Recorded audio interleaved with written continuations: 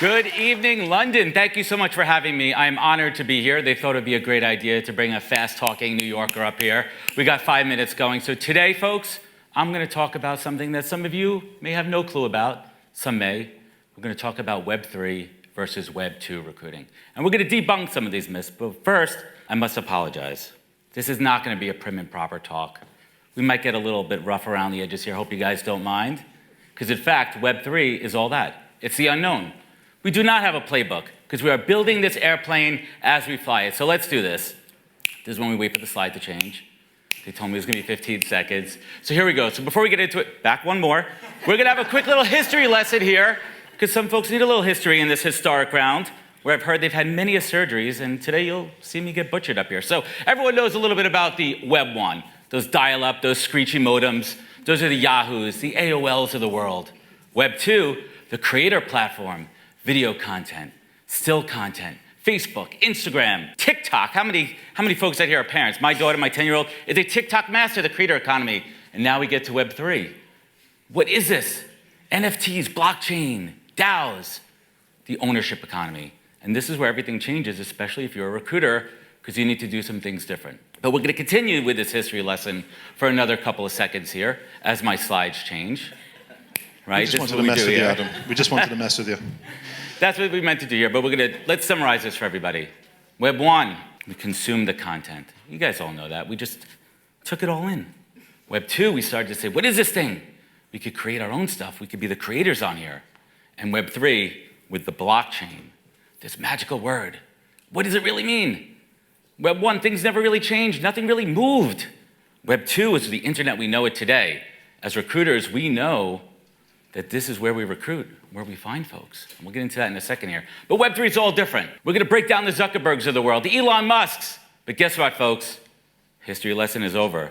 Oh, that's my guy here. I forgot where I'm speaking today. I apologize.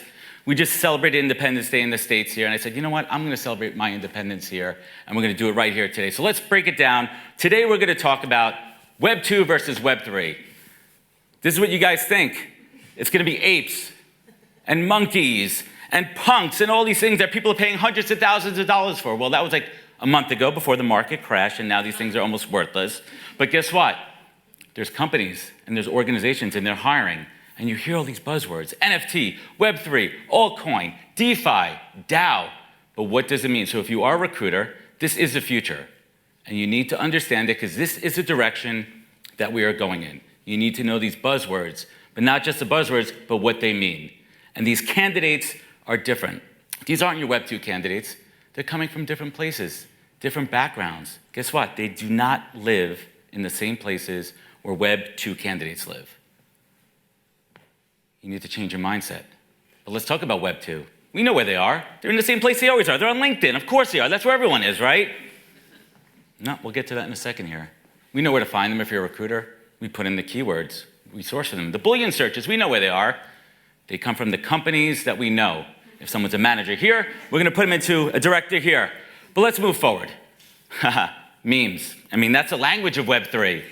Throw Drake in there, right? I mean, throw Drake up in there. We're good to go, right? I can recruit anybody. Let me send you a Web 3 meme. Guess what? You're going to be my candidate. No. That's not how it works. They're not on LinkedIn. So you need to be where they are. They're on the Twitters, the Discords, the Twitter Spaces, and crypto Twitter. What the hell is Adam talking about? Well, guess what? If you're a recruiter and you're going to be in Web 3, this is what you need to know. They don't have linear career paths. They may be a line cook. They may be a chef. They may be a bartender. They may be a construction worker. But guess what? This works. Greg, yeah, that's the shark's son. Guess what? He's a potential client of mine. He is sourcing right now himself right there on Twitter. And look at that, right in the replies.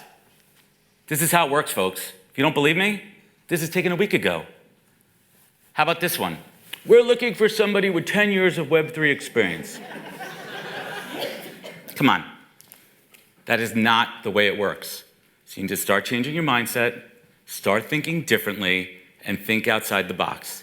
Think of this word, decentralization. How many recruiters out here? Guess what? I can look at a resume in 6 seconds and know if you're good or not. I can say, you know what? That candidate is perfect at this company. This is where the mindset shift happens right now. You need to talk and listen. Guess what? I'm listening. I need to learn about your background. Where are you coming from? What do you know about Web 3? Talk to me about DeFi. Talk to me about DAOs. Talk to me about Solidity, Rust, all these programming languages that are brand new. Because they're not just new to me, the recruiter, they're new to these candidates. Oh, Web3? Tell me a little bit more. Tell me about these Web3 companies. Tell me, what's the difference between a Web2 and a Web3 company as a recruiter? It's a little bit different here, folks, because these companies are brand new companies. Everyone hear of a DAO? Anybody know what a DAO is? Decentralized Autonomous Organization. What the hell is that? This is not a standard company. Imagine a company where everybody is an owner. Everybody has access. Everybody could vote. Okay, well, me as a recruiter, who the hell am I talking to? Who's signing my contracts? Guess what? Most of these places don't have physical addresses. What am I going to do here? I want everyone to understand this. This is a completely new ballgame. And us as recruiters in talent acquisition and HR need to think differently. You guys can read all the slides here. You could Google when you get home and find out more about a DAO. But here's my final thought. Decentralize yourself. Think different, act different, and step out of your comfort zone as a recruiter. If you want to break through and talk to these candidates, you need to be where they are. And decentralize means put yourself in different places. My name is Adam Posner. I'm so thankful to be here. Follow me at thepodcast.com. Thank you, London.